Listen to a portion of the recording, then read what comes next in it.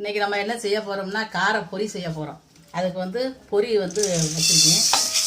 அடுப்பில் ஒரு பாத்திரத்தை அடுப்பில் வச்சு நம்ம கொஞ்சம் லேசாக சூடுபடுத்திக்கிறோம். தீயை மெதுவாகவே அடுப்பை குறைச்சி வச்சுக்கிட்டு பொரியை நம்ம லைட்டாக சூடுபடுத்திக்கிறோம். ஏன் கொஞ்சம் முறுமுறுன்னு அப்போ தான் வரும். ஏன்னா அது குளிர்ந்த நேரம் அப்படிங்கிறதுனால கொஞ்சம் பதமாக இருக்கும். இதை சூடுபடுத்திக்கிறோம். பாத்திரத்தை அடுப்பில் வச்சு எண்ணெய் ஊற்றி வச்சுருக்கோம். எண்ணெய் சூடாகிடுச்சு. வெள்ளைப்பூட்டு தட்டி வச்சுருக்கோம். இதில் வெள்ளைப்பூட்டை போட்டு கிண்டிக்கிறோம்.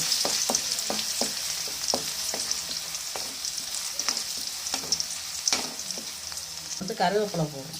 கருவேப்பிலை வந்து நிறையாவே போடணும்.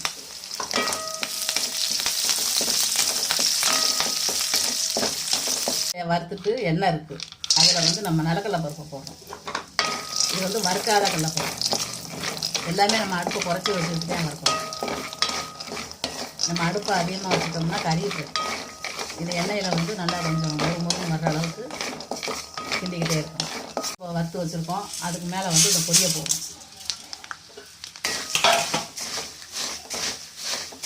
இதை வந்து கிண்டிக்கிட்டு இதில் வந்து நம்ம பொரிகடலை வறுத்து வச்சுருக்கிற பொரிகடலை வெள்ளைப்பூடும் கருவேப்பிலையும் போட்டு வறுத்து வச்சுருக்கோம். அது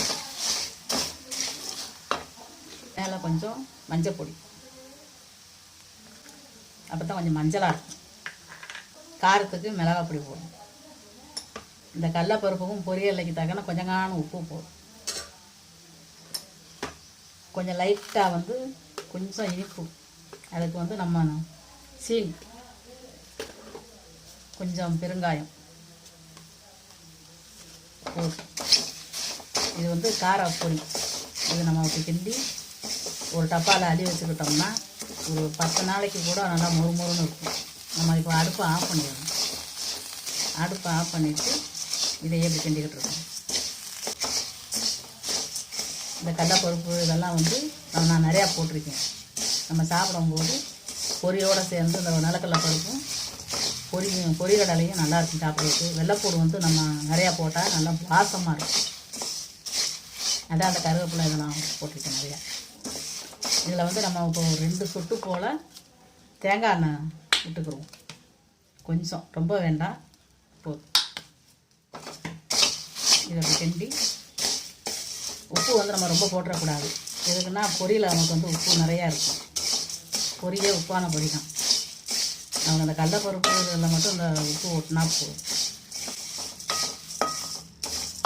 இப்போ நமக்கு 10 நிமிஷத்துக்குள்ளே நல்லா ஒரு காரமான பொரி கிடச்சிடும்.